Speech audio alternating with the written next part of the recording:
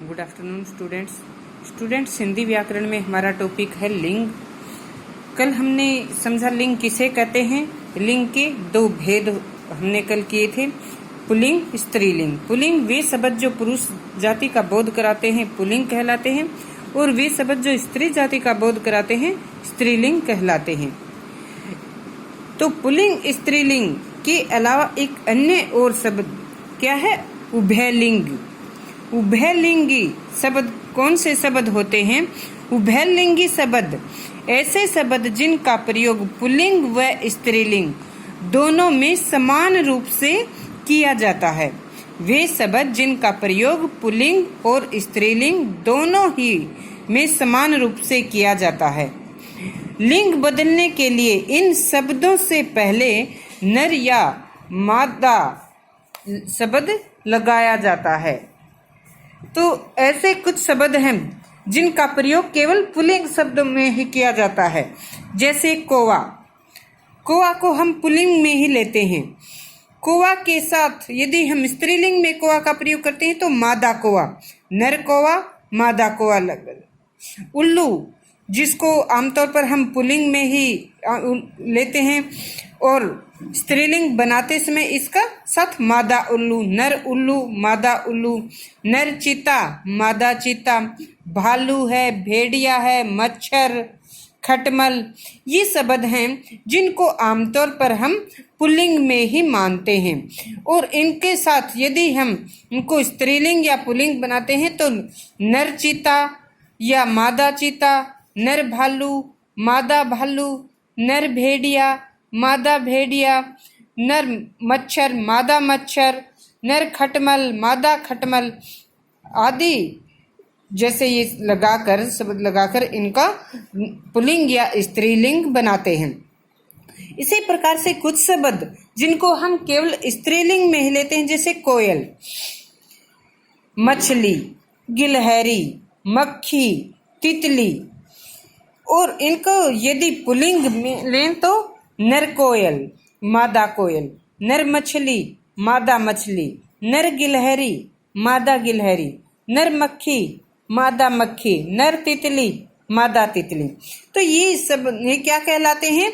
उभयलिंगी शब्द, जो मतलब दोनों ही में कोयल है, कोयल ही जैसे हम इसको लिखते हैं तो पुल्लिंग है या स्त्रीलिंग, दोनों में ही इनका प्रयोग एक समान रूप से किया जाता है, और इनका पुल्लिंग या स्त्रीलिंग शब्द बनाते समय इनके से पहले नर या मादा लगाया जाता है।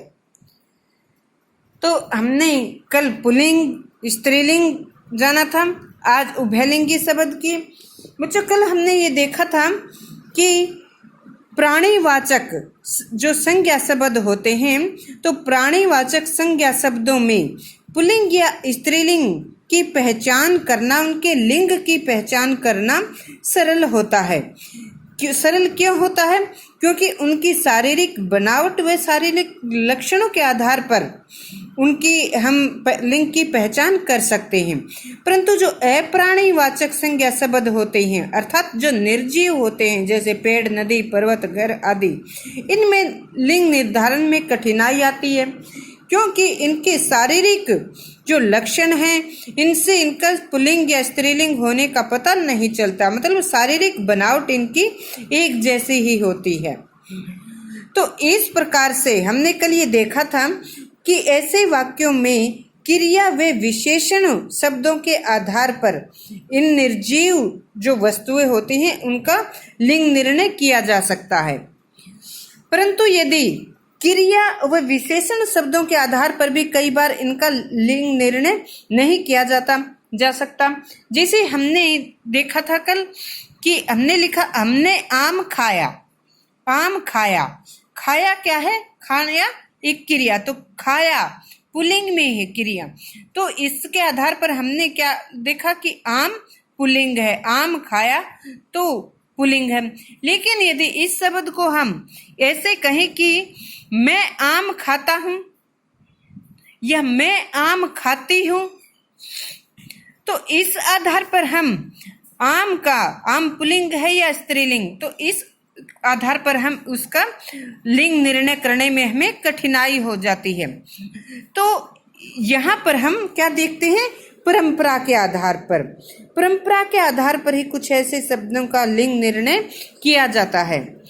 तो कुछ एक ऐसे जो शब्द होते हैं जिनका लिंग निर्णय पहचानने के लिए कुछ नियमों का भी प्रयोग किया जाता है।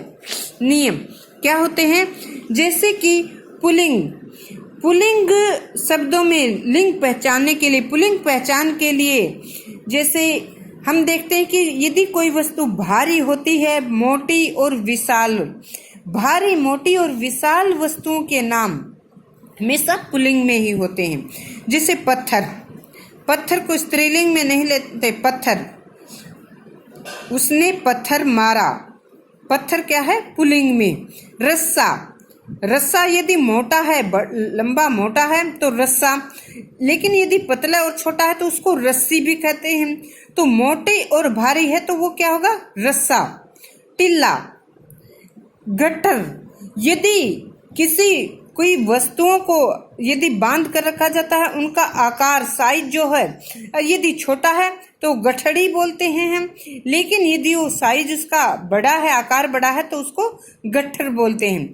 तो इस प्रकार से उनके वजन के आधार पर यदि और उनके आकार के आधार पर ही उनको लिंग निर्धारण किया जाता है। तो पुल्लिंग की पहचान, यदि वस्तु भारी, मोटी और विशाल है तो उसको पुल्लिंग में ही लेते हैं।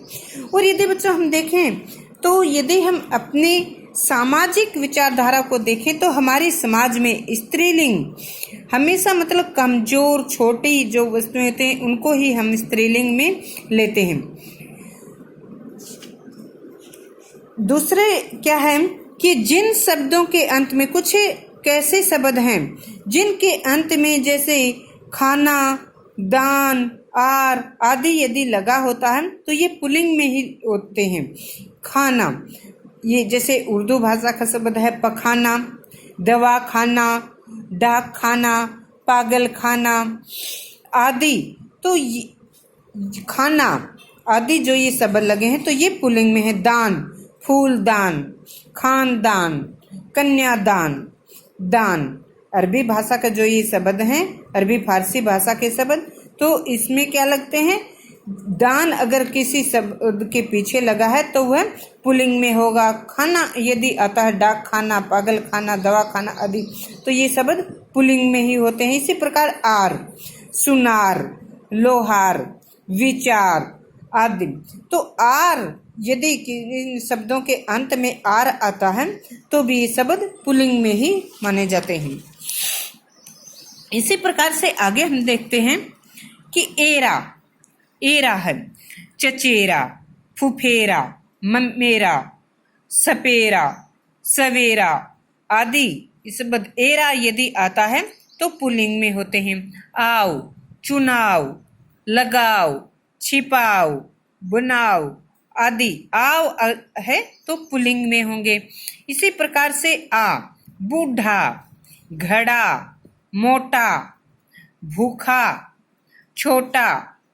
आ आता है, आखिर में यदि आ जाते हैं किसी शब्द के तो वह पुल्लिंग माना जाता है। आए तो पुल्लिंग, ई होता है तो स्त्रीलिंग। बूढ़ा, बूढ़ी, घड़ा, घड़ी, मोटा, मोटी, भूखी। तो आ होता है तो क्या हुआ, इसका पुल्लिंग में है। इसी प्रकार से ख, ख, त्र। इस संस्कृत भाषा में ये के जो ये शब्द हैं जिनके अंत में ख आता है, जैसे दुख है, सुख, लेख, तो ये कहेंगे पुल्लिंग। त्र, अस्तर, शस्त्र, शास्त्र, नेत्र, चरित्र, त्र, अंत में त्र। जिन शब्दों के अंत में त्र होगा ये शब्द क्या होंगे, पुल्लिंग शब्द होते हैं। जिनके अंत में ख है ये शब्द लगभग पुल्लिंग शब्द होते हैं। जिन शब्दों के अंत में आ आता है ये भी वो पुल्लिंग में ही होते हैं। तो इस आधार पर हम इनकी लिंग पहचान कर सकते हैं। इसके अलावा जैसे मैंने पीछे बताया था, विशाल, भारी जो वस्तुएं होते हैं इनको भी हम पुल्लिंग में ही लेते हैं। पर्वत हैं, पर्वत, पहाड़ जो होते हैं लगभग इनको हम पुल्लिंग में ही जैसे लेते हैं। पर्वत, हिमालय, हिमालय हम हिमालय, कैलाश, विंध्याचल, ये पर्वत क्या है, पुल्लिंग में ही इनको आंका जाता है, मानते हैं। इसी प्रकार देशों के नाम है, मेरा भारत महान, मेरा भारत, मेरा देश भारत, रूस, चीन, अमेरिका आदि जैसे ये नाम है देशों के, ये क्या है, देशों के नाम लगभग पुल्लिंग में ही होते हैं। श्रीलंका, श्रीलंका जो देश है ये स्त्रीलिंग में आता है, इसका अपवाद क्या है, श्रीलंका। श्रीलंका क्या है, स्त्रीलिंग, श्रीलंका को स्त्रीलिंग में ही जैसे इसका माना जाता है। इसके अलावा कुछ वृक्षों के नाम भी पुल्लिंग में होते हैं, जैसे पीपल, पीपल का पेड़, पीपल की पेड़ नहीं, पीपल का पेड़, बरगद, आम, अशोक, ये जो पेड़ हैं, वृक्ष हैं, इनको हम पुल्लिंग में ही मानते हैं, आंकते हैं। इसी प्रकार से नीम, शीशम, किक्कर, इमली आदि जो वृक्ष पेड़ हैं, इनको स्त्रीलिंग में मानते हैं, स्त्रीलिंग माना जाता है। नीम स्त्रीलिंग में आती है, शीशम, किक्कर, इमली आदि के जो पेड़ हैं ये स्त्रीलिंग में आते हैं। इसी प्रकार से दिन हैं, दिनों में हम देखते हैं सोमवार, कल सोमवार था मतलब पुल्लिंग है, कल मंगलवार था, कल बृहस्पतिवार था, कल शनिवार था, कल रविवार था। तो दिन सोम, मंगल, बुध, बृहस्पतिवार मतलब दिन जो होते हैं इनको हम पुल्लिंग में ही लेते हैं। इसी प्रकार से ग्रह हैं, ग्रहों का भी आकलन करते हैं हम। बुध ग्रह है, शनि ग्रह है, मंगल ग्रह है, तो ग्रहों का ज्यादातर हम पुल्लिंग में ही लेते हैं। पृथ्वी ग्रह, पृथ्वी क्या है, स्त्रीलिंग, पृथ्वी ग्रह जो क्या है ये स्त्रीलिंग माना जाता है। इसी प्रकार महीनों में हम देखते हैं मार्च है, मार्च क्या है, पुल्लिंग है, अप्रैल पुल्लिंग है, अगस्त पुल्लिंग है, सितंबर जैसे पुल्लिंग है, सितंबर, अक्टूबर, नवंबर, दिसंबर, तो ये महीने पुल्लिंग में माने जाते हैं। और जनवरी स्त्रीलिंग में, जनवरी, फरवरी, मई, जुलाई, ये जो महीने हैं ये स्त्रीलिंग में माने जाते हैं। इसी प्रकार अनाज में हम देखते हैं गेहूं, खेत में गेहूं बोया है, चना बोया है, जौ बोया है, बाजरा बोया है, चावल बोए हैं। तो गेहूं, चना, जौ, बाजरा, चावल आदि जो ये अनाज हैं ये पुल्लिंग में आते हैं। खेत में अगर हम ये कहें खेत में सरसों बोया है तो वाक्य गलत हो जाएगा, सरसों स्त्रीलिंग। राई स्त्रीलिंग, मेथी स्त्रीलिंग, ज्वार स्त्रीलिंग में है, मटर स्त्रीलिंग में, कपास स्त्रीलिंग में, मक्का स्त्रीलिंग में, मिर्च स्त्रीलिंग में। इसी प्रकार से कुछ मेवे होते हैं जैसे बादाम है, पिस्ता, काजू आदि क्या है, पुल्लिंग में होते हैं। इसी प्रकार हम देखते हैं इलायची, लौंग या किशमिश, ये स्त्रीलिंग में आते हैं। इसी प्रकार यदि हम फलों में देखें तो आम पुल्लिंग, सेब पुल्लिंग, संतरा है, केला, पपीता, अमरूद, आम, सेब, संतरा, केला, पपीता, अमरूद आदि लगभग ये फल पुल्लिंग में ही होते हैं। लीची, जामुन ये स्त्रीलिंग में आते हैं, लीची और जामुन स्त्रीलिंग में आते हैं। इसी प्रकार द्रव्य जो पदार्थ हैं, द्रव्य खाद्य पदार्थ यदि हम देखें, घी पुल्लिंग में होता है, तेल, मक्खन, दही, पानी, दूध, शरबत आदि जो ये खाद्य पदार्थ हैं, द्रव्य पदार्थ, ये पुल्लिंग में ही होते हैं। और इनके अलावा हम देखते हैं चाय पुल्लिंग है या स्त्रीलिंग? मैंने चाय पी, मैंने चाय पिया, गलत हो जाएगा वाक्य। मैंने चाय पी, मैंने कॉफी पी, मैंने लस्सी पी, तो ये क्या है, स्त्रीलिंग में। चाय, कॉफी, लस्सी आदि ये जो पेय पदार्थ हैं ये किस में है, ये स्त्रीलिंग में। इसी प्रकार यदि हम धातु देखते हैं, धातुओं में सोना, लोहा, जस्ता, तांबा आदि जो ये धातुएं हैं ये पुल्लिंग में आती हैं। परंतु चांदी, चांदी स्त्रीलिंग में है। चांदी धातु क्या है, इनका अपवाद है, चांदी स्त्रीलिंग में होती हैं। इसी प्रकार से यदि हम शरीर के अंग देखते हैं, हाथ, पैर, सिर, माथा, पेट, कान, दांत, नाखून, बाल, घुटना, अंगूठा आदि जो ये हमारे शरीर के अंग हैं, ये सब किसमें आते हैं, पुल्लिंग में। दांत, नाखून, बाल ये सब पुल्लिंग में होते हैं। स्त्रीलिंग कौन से होते हैं, नाक, आंख, जीभ, कमर, टांग, मूछ, गर्दन, उंगली, कोहनी आदि ये जो शरीर के अंग हैं इनको हम स्त्रीलिंग में लेते हैं, ये स्त्रीलिंग होते हैं। इसी प्रकार से बच्चों कुछ एक ऐसे समूहवाची शब्द होते हैं, कुछ समूहवाची शब्दों को पुल्लिंग शब्दों में लिया जाता है, पुल्लिंग में, और कुछ को स्त्रीलिंग में। पुल्लिंग में जैसे परिवार, मेरा परिवार, ये दल कितना बड़ा है, बड़ा दल।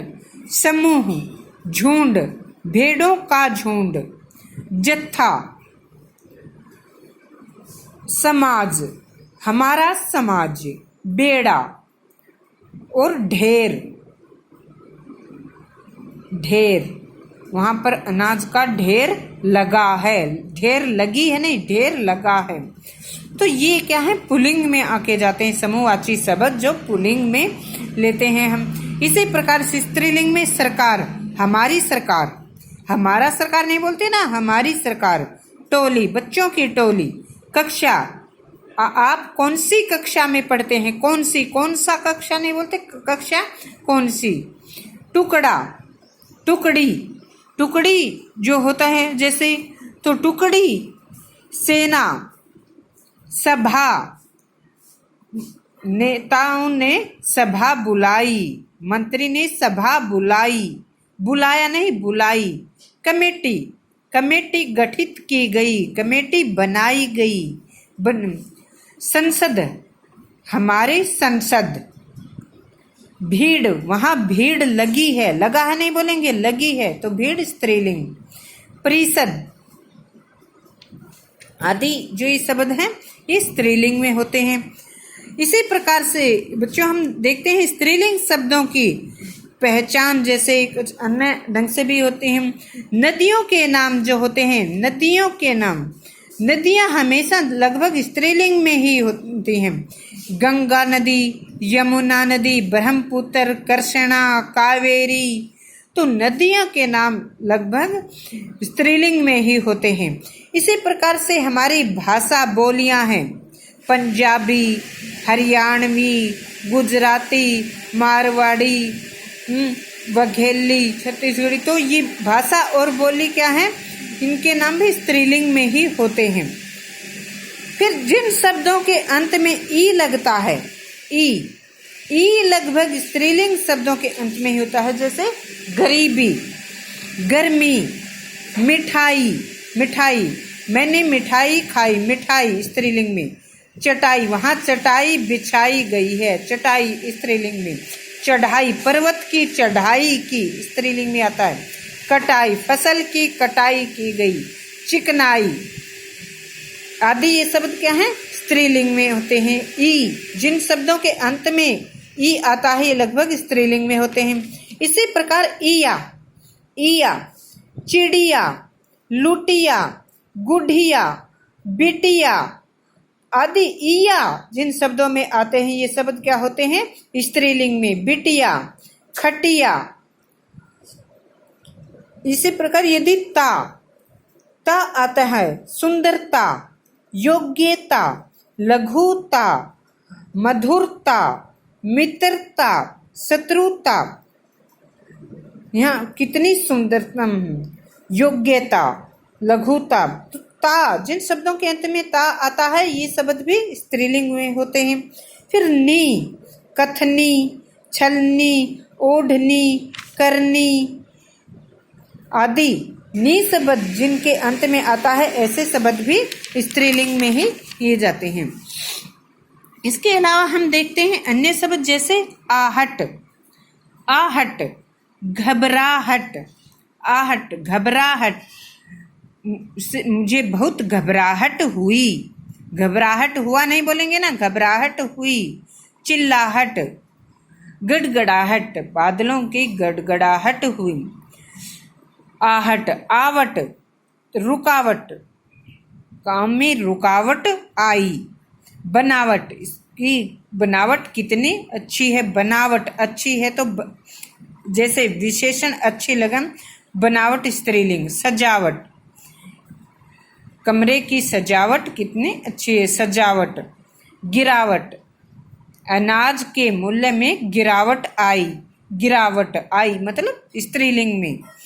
तो रुकावट, बनावट, सजावट अर्थात जिन शब्दों के अंत में आवट आता है ये शब्द स्त्रीलिंग में ही होते हैं।